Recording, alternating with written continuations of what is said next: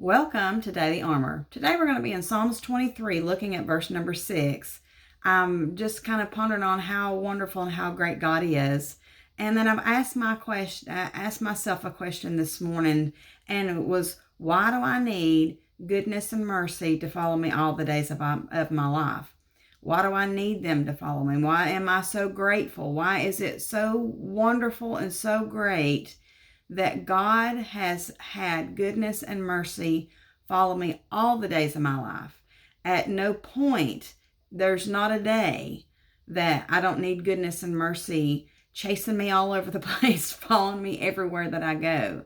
Why is it so wonderful? Why is God so great in having goodness and mercy follow us? Because I don't know about you, but I mess up all the time. I mess up on a daily basis. I miss opportunities. I don't seize a moment, and in that split second, it's done past. I know what I'm supposed to do, and then I hesitate. And in my hesitation, I have become disobedient to God, and I miss that chance, and you can't get it back. And it can get us frustrated with ourselves. It can get us discouraged. Things that you think you are past, things that you think you have got it figured out, things that you think that you have mastered it, you have conquered it, may be the very thing that you will find you messing up with, that like, Lord, I thought I was past this. I thought I wouldn't do this, make this mistake again. I thought that this was not going to be, something that I had to deal with anymore. And I have found that there's nothing in my life that I have mastered. There's everything that I'm able to conquer through Christ, that I'm able to do through Christ, but there's nothing that in my flesh that I have mastered, and that's what gives me trouble. Is when I think that I'm good, when I think that I'm ready, and then I go proceed forth in and through myself, and that's where I mess up so many times. I get so aggravated with myself, but then God reminds me of how wonderful and how great He is, and that no matter how many times I mess something up, no matter how many times I get it wrong, no matter how many times that I make that mistake, that in that moment of hesitation that I overthink it and I do hesitate, and then I'm like, oh, there just went my opportunity. And I'm not going to get that. I may get another opportunity, but I'm not going to get that one back. And so this morning, as I've been pondering on it for a couple of days, things that I thought, I won't have an issue with this anymore. And then I find myself being, missing those chances and not seizing the moment. And so, why do I need it? Because I mess up. Why do you need it? Because you're going to mess up. But God doesn't want us to stay there. That's why He's got goodness and mercy out there. I like this, even the first word in verse number 6. Let's read it. Verse number 6, Psalms 23. We all probably know this. This is probably up there with the top verses that the whole Psalms 23. But I just want to focus on verse number 6. So that's all I'm going to read. I like that word surely. I mean, really, just even every little word has so much meaning. Surely goodness and mercy shall follow me all the days of my life, and I will dwell in the house of the Lord forever. Surely. That is indeed, that is for sure, that is a certainty that I know that when I mess up, and then the Lord reminds me of the goodness and the mercy that's following me around, that I can tap into, that I can hold to, that that forgiveness is available. It's absolutely, positively, for sure available. Not because I deserve it, not because I merit it, but just because He has got goodness and mercy, that together, working together, following me around, following you around, helping us, making us realize, hey, we're human. But you know what? God doesn't want me to, He doesn't want me to use that as an excuse, and doesn't want you to use that as an excuse. That's not what we're doing here. I'm not making excuses for myself. I had that sick feeling, and I was so aggravated with myself. I was so frustrated with myself. But He doesn't want me to stay there. He wants me to indeed know for sure that goodness and mercy follow me for a reason. They follow me because I'm going to need forgiveness. And then I'm going to need to get back up and get back to work and try again and try again. And how do you not give up on something? Maybe that, there's something in your life and you thought you were past it. And then you have like this moment, that you were like, oh, okay, I went too far here, or I missed an opportunity there. Most of my things are missing a chance and opportunity. But not to say that I don't, do something that I'm like, okay, I shouldn't have done that. But I'm holding to that goodness and the mercy. It's there for me to utilize and to seize and to use. So, I went to verses about forgiveness. Then the preacher preached Sunday night, along those same lines. And then here this morning, then the Lord gives me Psalms 23 verse number 6, and is reminding me, quit dwelling on it. Let's get up and get back to work. Quit dwelling on it. Why? Because He's got goodness and mercy there. So goodness means beautiful, pleasant, excellent. Those happy. I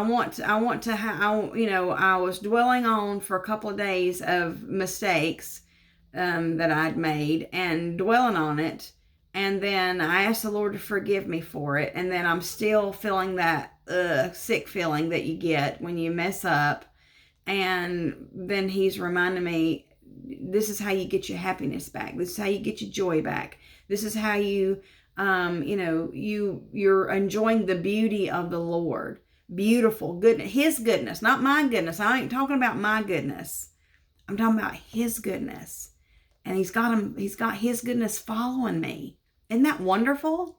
Isn't that just absolutely, that's greater than anything, any mess up that I have ever done or will do. His goodness, just even that right there by itself. But He don't just give us His goodness. He gives us mercy and mercy. What's mercy? Loving kindness. That's Him giving us something we don't deserve. He forgave me. He has forgiven me. And I need to accept that forgiveness and then not keep dwelling, learn from it. We should always learn from our mistakes, no matter what kind of mistake that that you have made or you will make. Learn from them. But the richness of His goodness and the richness of His mercy, they're following me and they're following you. Shall follow. I love this definition of follow. I just loved it.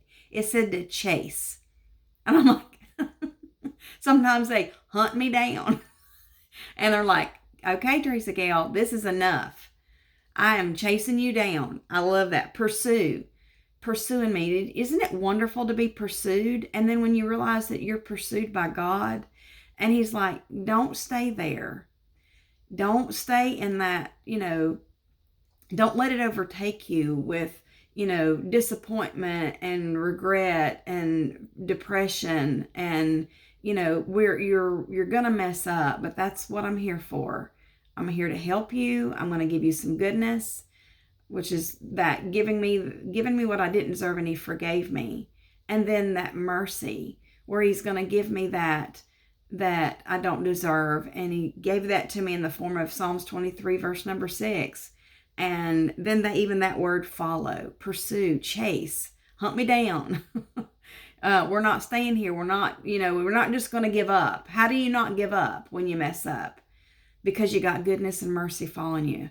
And look what it says. all the days of my life, every one of them. Because why? Because every single day I need his goodness and I need his mercy. There is some thought, there's some action, there's some word, there's some deed, there's some missed opportunity. There is something throughout my day that I'm going to have messed up. I shouldn't have sat here this long and watched that TV program or whatever. I should have been in here studying. And then you find out that was your only chance, or you, there's just so many things. There's just innumerable things, but there's so many things every single day that I need goodness and mercy pursuing me, chasing me, following me, reminding me. I don't have to just, okay, Lord, I tried and I failed. We're going to try and we're going to fail, but true success is getting back up, is accepting, is going to him, because he requires us to ask for forgiveness. Even when we know what we did and he knows what we did, we have to say it. Lord, I messed up. Lord, I need your forgiveness. And Lord, I know I don't deserve it.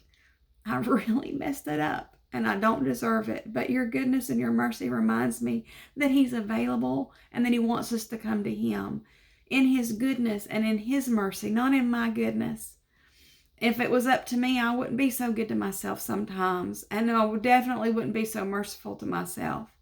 But it's his goodness and his mercy, and they're pursuing me and they're pursuing you every day, all the day long, all the days of my life. It doesn't matter how long you've been in this journey.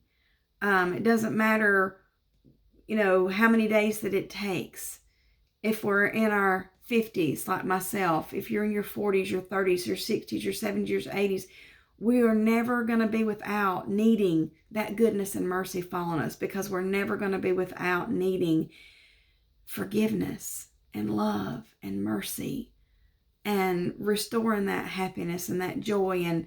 And because we have that authority that he gave us through the blood of Jesus Christ to reach out and ask for forgiveness, and he gives it because he's so good and he's so great, and he by far surpasses any mess up that I have done or that you have done. He's got it there available, and he's pursuing us with it all the days of my life, that no matter what age I get to, I'm always going to need him. And I will, this is my response, and I will dwell. I love the first word that come up under that definition. It said abide. And it made me think of abiding in him, abiding in the true vine. I'm just a branch. And my job is just to stay close to him and abide in him. And he's going to send the fruit out. He's going to prune back some things that need to be taken care of. I just abide in the vine, and he takes care of the rest. Continue also means, the word dwell means to continue, to endure. We have to endure some things. We have to endure our own mess ups and not stay there, but reach out and, ask for that forgiveness. And then we're going to get it back. We're going to receive that. And then he's going to show us his goodness, and he's going to show us his mercy. And they were with us the whole time. The whole time they were with us. And we're going to stay established. We're going to sit down, remain. Sometimes we need to stop. Sometimes we don't want to stop and look at it. We don't want to stop and deal with it. He wants us to stop. He wants us to deal with it, because that's how we move forward and keep going and in the direction he wants us to go. In the house of the Lord forever. In the house. I love the definitions of the house. It says court. Coming to his court. In the court, you're going to receive that judgment. You're going to receive that.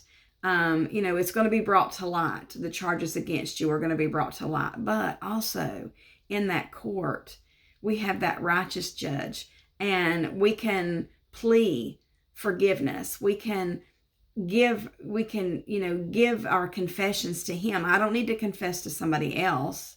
I don't need to confess to you the mess up that I did. I just need to talk to him about it. I don't even need to tell my husband, or because he's also my pastor. I don't need to tell him. Why? Because he's messing up in his own life. But I go to the righteous one, and I go and I plead the blood of Jesus Christ. Lord, you forgave me, not just all of my past, but Lord, you're forgiving me my present mess ups, and you're going to forgive me when I go out into the future and I try, and I'm trying to do the right thing, and then I find myself falling short in some area, because we're just going to fall short. But how do we keep how do we keep going? We come and sit in his courts. We come to his palace. I'm a daughter of the King. I'm allowed to be there. I'm allowed to be there. I have access. I have his authority on it. I am his daughter. I'm a princess. I don't feel like a princess most days, but I'm a princess. I'm his. And I get to go to be in his temple, where I can receive that forgiveness. I can go to him in prayer. I can come inside of his gates, inside his courts. I have access to the palace. I have access to the throne of God. I am within his family. And the Lord here, it's all capital letters. It means Jehovah, self-existent, eternal. He never changes. He's never going to change his mind about me. He's never going to change his mind about you. And it's going to last forever, through all eternity. It's never going to stop. It's never going to end. And while we're here on earth, all this goodness and mercy is chasing us down, following us everywhere we go. Every time that we, slip up and do this, or miss that chance, or whatever the case may be, they're following us, and it's saying, you know what? You've got that forgiveness. It's available. You just need to ask him for it. You need to submit. You need to stop and submit to him. And then you're gonna get that joy and that happiness back. And you're gonna say, you know what, Lord, I'm gonna try better. I'm gonna do it. I'm gonna keep continuing, because I belong to you, and you're helping me, and you're strengthening me, and you're showing me that through you, I can do it. But every time I fall back on myself, that's when I mess up. Every single time. But I need you. And you are so great. And you're greater than any sin. Thank you for joining me. I look forward to seeing you again soon.